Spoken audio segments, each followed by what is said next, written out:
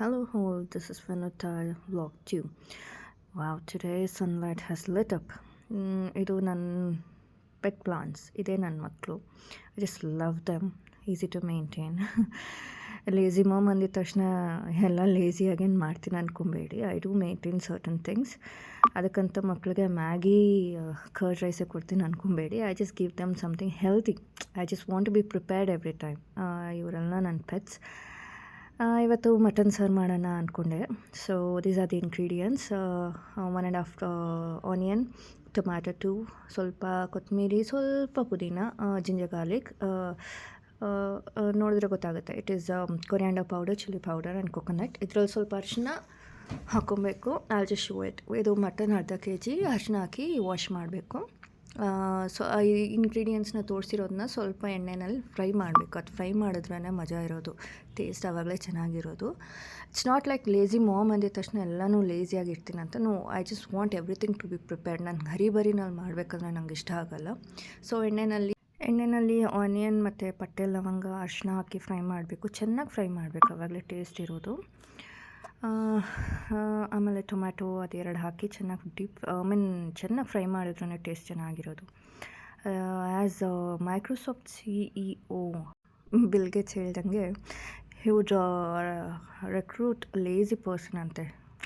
Even though many are eligible, ಅವ್ರಿಗೆ lazy person ಅಂದರೆ ತುಂಬ ಇಷ್ಟ ಅಂತೆ. Because they always find a smart way to solve problems easily. ಆಮೇಲೆ ಇದಾದಮೇಲೆ I'll just add garlic and ginger, ಒಂದು 15 ಗಾರ್ಲಿಕ್, ಆಮೇಲೆ 1.5 ಇಂಚಸ್ ಆಫ್ ಜಿಂಜರ್ ಹಾಕಿ ಚೆನ್ನಾಗಿ ಫ್ರೈ ಮಾಡಿ. ಆಮೇಲೆ ಇದು ಫ್ರೈ ಮಾಡಿದಷ್ಟು aroma it be like so coming. ನಂಗೆ ತುಂಬ ಇಷ್ಟ ಇದು.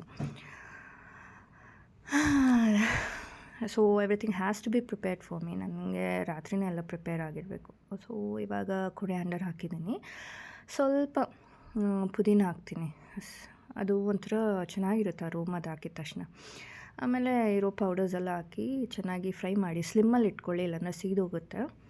ಸಾಕು. ಇದು ಒಂದು ಹಾಕಿದ್ರೆ ಒಂದು 3 ಜನ ಆರಾಮಾಗಿ ಒಂದು 4 ಜನ ತಿನ್ಬೋದು.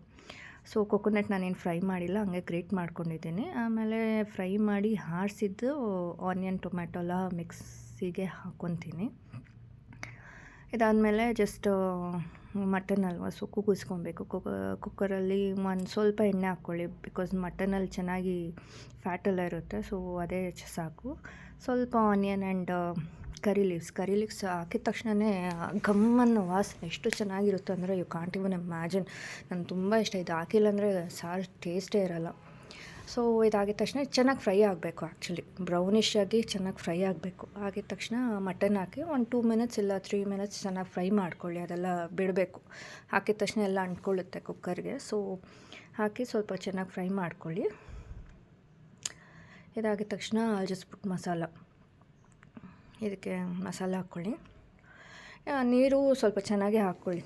ಇದು ತೆಳ್ಳಗಿರ್ಬೇಕು ಸಾರು, ಗಟ್ಟಿಯಾಗಿದ್ರೆ ಚೆನ್ನಾಗಿರೋಲ್ಲ. So I'll put rock salt. ನಾನು ರಾಕ್ ಸಾಲ್ಟೇ ಕರೆಕ್ಟಾಗಿರೋದು ಸಾರಿಗೆಲ್ಲ. ಸೊ ಹಿಯರ್ ಇಟ್ ಈಸ್, ಸಾರು ready.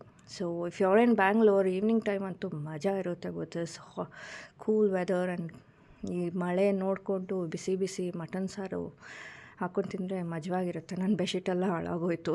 In the sense like ಎಲ್ಲ ವೆಟ್ಟಾಗೋಯ್ತು. ಇನ್ನೂ ಒಂದು 2-3 ಡೇಸ್ ಬೇಕು ಅದು ಹಾರೋಕ್ಕೆ. So that's it. ಬಾಯ್.